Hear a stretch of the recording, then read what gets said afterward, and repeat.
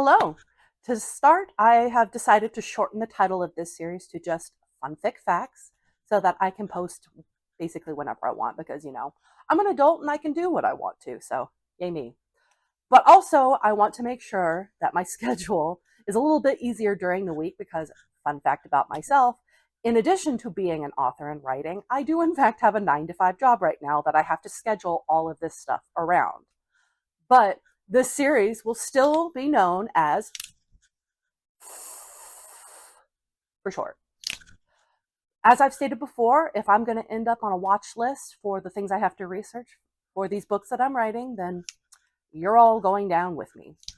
You know those TikToks that you see with like a group of friends getting together and they're putting on those absolutely unhinged PowerPoint presentations on the absolutely most out of left field topics for each other? Yeah, that's me basically. And you're all just my unwilling participants. So you're welcome. For today's episode, as you can see from my lovely drawing, we're going to talk about color blindness. Color blindness, as most of you may already know, is a condition where a person has an impaired ability to distinguish certain colors. The most common way that most people get this is through genetic factors, so your parents and your grandparents and so on and so forth. There's 3 main types of color blindness that you can inherit. There's the red-green color blindness, which is the most common type, where you have a hard time distinguishing between red, orange, green, and brown colors.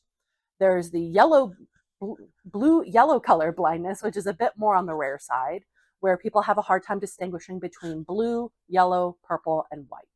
Then there's the most rare kind, which is called monochromia, where you basically are only able to see in shades of gray because you are completely colorblind, so you can't see any colors other than gray. Now, the genetics are actually quite fascinating because there's so many different things that you can get passed down to you, obviously, of which includes color blindness.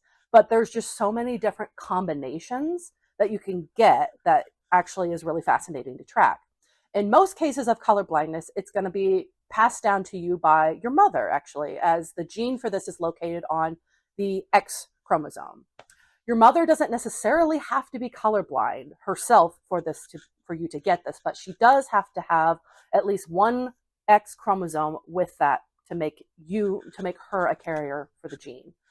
But you might be thinking, it's your father's DNA who determines whether you're a boy or a girl, right? Well, you'd be right. This equates to, basically it means that for a boy, you only need one X chromosome to get color blindness, while the girl needs 2. So let me show you how this works. Here you can see in this lovely example that the father here is colorblind, circle here in green, and the mother isn't colorblind, nor is she a carrier for the gene, so she has nothing. Both of her X chromosomes are black. Now let's say that they have 4 different children here, 2 boys and 2 girls. Because the boys both get Y and X and Y chromosomes, they get their Y chromosomes from their father, which the little purple dot on here means. So neither of them will be colorblind. However, because both girls have both sets of X chromosomes, they get their X chromosome from their dad, which means that both of them will become carriers for colorblindness. They themselves aren't colorblind, but they have the gene that'll pass on to their children.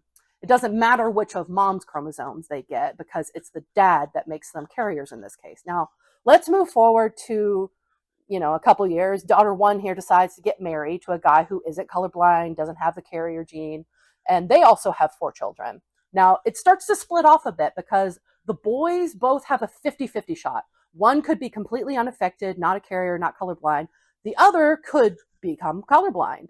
Meanwhile, one of the daughters could become a carrier because her dad here didn't give her that gene, and the other doesn't become a carrier at all because she got mom's unaffected chromosome. So, see, the genes are kind of fascinating with this sort of stuff. So, that's it for today's episode, and the more you know.